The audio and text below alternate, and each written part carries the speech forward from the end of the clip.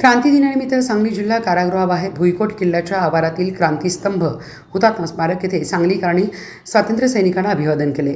Gel फोडो आंदोलनाचे आणि महाराष्ट्राचे माजी मुख्यमंत्री तथा स्वातंत्र्य सैनिक वसंतदादा पाटील यांच्या शौर्याचे साक्षीदार असलेल्या या ऐतिहासिक स्थळी आणि हुतात्मा अण्णासाहेब पत्रावळे यांच्या पुतळ्यास विविध मान्यवरांनी पुष्पचक्र अर्पण करून हुतात्म्यांना श्रद्धांजली वाहिली। यावेळी शैलजा पाटील यांनी उपस्थितांना संबोधित करत वसंतदादांच्या स्वातंत्र्य लढ्यातील योगदानाचा गौरव केला। ब्रिटिश सत्तेविरुद्धच्या चले जाव आंदोलनात वसंतदादांनी सहकाऱ्यांसह धाडसी संघर्ष केला। तुरुंगवास, जेल फोडो आंदोलन आणि देशासाठी केलेले बलिदान हा इतिहास नव्या पिढीपर्यंत पोहोचला पाहिजे असे त्या म्हणाल्या। स्वातंत्र्य सहज मिळालेले नसून त्यासाठी असंख्य स्वातंत्र्य सैनिकांनी आपल्या प्राणांची आहुती दिली। त्यामुळे आजच्या तरुणांनी भगतसिंह, महात्मा गांधी, वसंतदादा पाटील आणि अन्य स्वातंत्र्य सैनिकांचा आदर्श घेऊन राष्ट्रहितासाठी कार्य करावे, देशाचा इतिहास समजून घ्यावा आणि देशाप्रती आपले कर्तव्य पार पाडावे असे आवाहन त्यांनी केले। कार्यक्रमाला नागरिक, सामाजिक कार्यकर्त्यांनी विविध संघटनांचे पदाधिकारी उपस्थित होते। शेवटी क्रांतीस्तंभाला अभिवादन करून सर्व स्वातंत्र्य सैनिकांना कृतज्ञतापूर्वक श्रद्धांजली वाहण्यात आली। यावेळी पृथ्वीराज पाटील, सांगली कारागृह निरीक्षक विजय कांबळे, लताताई देशपांडे, नगरसेवक राजेश नाईक, प्रकाश जगताप, अनिल माने, रघुनाथ नार्वेकर, अजय पवार, बाबासाहेब शिरोटे, संतोष पत्रावळे, रुपाली पत्रावळे, संजय कुलकर्णी यांच्यासह स्वातंत्र्य सैनिकांचे कुटुंबीय उपस्थित होते। जवळचे मित्र पण होते, जणू काही भावंडाचे होते।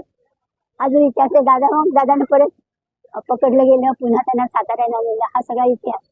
पण जेल फोडो आंदोलन हा सांगलीचा फार मोठा इतिहास आहे। तो आता ही जुनी नवीन मुलं आहेत आणि आम्ही तर आता फार जुन्या पिढीतले आहोत तुमच्यापेक्षाही। ते सगळं जागचं कसं ठेवायचं हे बघायला पाहिजे, कारण आता त्याची गरज आहे। स्वातंत्र्य आपण म्हणतोय आणि आत्ताचा काळ बघितला तर आपल्याला किती वेदना होत आहेत, म्हणजे आम्हाला तरी होत आहे। काय चाललंय असं वाटायला लागतंय, कशासाठी स्वातंत्र्य आलं, या लोकांनी आपलं आत्मबलिदान का केलं, ह्याच्यासाठी केले का असं वाटायला लागतंय। स्वातंत्र्याचा अर्थ सांगितला होता महात्माजींनी काय सांगितलं, स्वातंत्र्याचा अर्थ म्हणजे प्रत्येक दुःखी माणसाच्या डोळ्यातला अश्रू पुसणं। आणि तोच संदेश 1947 साली पंडित नेहरूंनी आपल्या पहिल्या पंतप्रधानांनी लाल किल्ल्यावर दिला होता की आपण सगळ्या दुःखी माणसांचा डोळे पुसायचे आणि त्यासाठी आपलं स्वातंत्र्य आहे।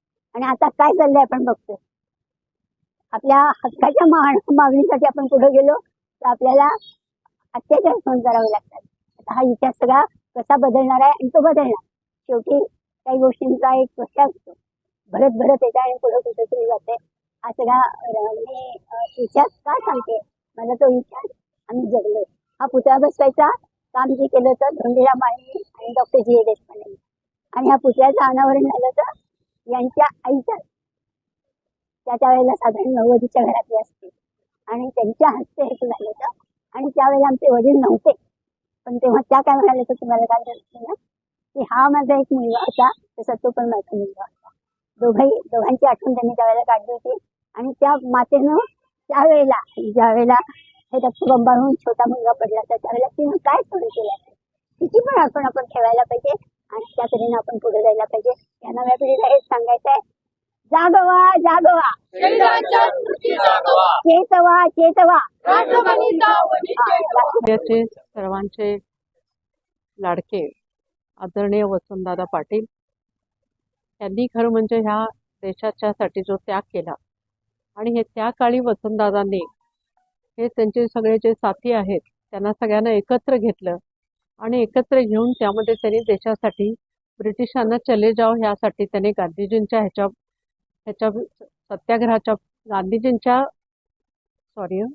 केला आणि इंग्रजांना चले जाव असं म्हटलं।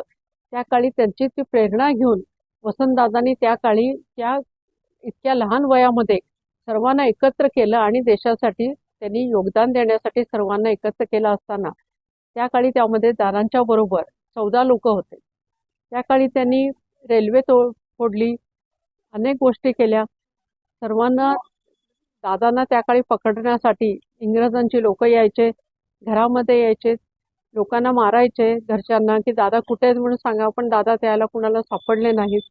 पण अशा परिस्थितीमध्ये असताना त्याच्यानंतर दादांना त्यांनी अटक केली आणि दादांना अटक केल्यानंतर सर्वजण दादांचे जे सहकारी होते ते तुरुंगात गेले आणि त्यांच्याबरोबर हे सर्वजण 14 जण होते। त्यामध्ये आपले कुष्टे अण्णा होते, पत्रावळे साहेब होते, हिंदूराव अप्पा होते असे हे सगळेजण 14 जण होते. त्यावेळेला त्यांनी प्लॅनिंग असं केलं की ज्या दिवशी इथला आठवड्याचा बाजार आहे त्या दिवशी आपण इथून पळून जायचं आणि आपल्या त्या पद्धतीने त्यांनी तो प्लॅन केला आणि त्याप्रमाणे त्यांनी ते त्या दिवशी जेलमधून ते पळून गेले आणि त्यांनी उड्या ठोकल्या.